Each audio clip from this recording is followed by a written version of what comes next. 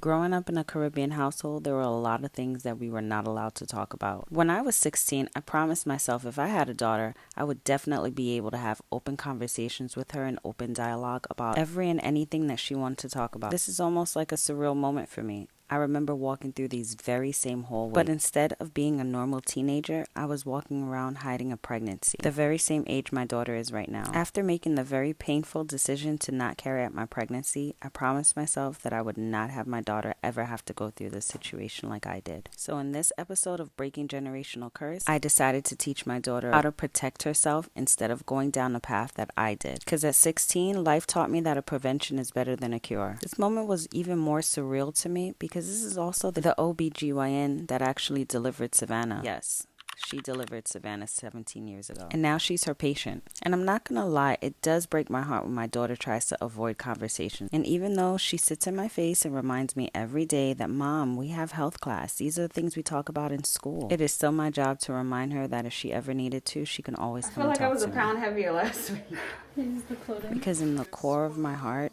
I honestly believe that when God gave me a daughter, He gave me a best friend. And even though this situation is not the same for me and my mom, I want to make sure that it's completely different for me and my daughter. I don't want to just talk to my daughter or speak at my daughter. I want her to understand that if she ever needed to, Mommy was here for her.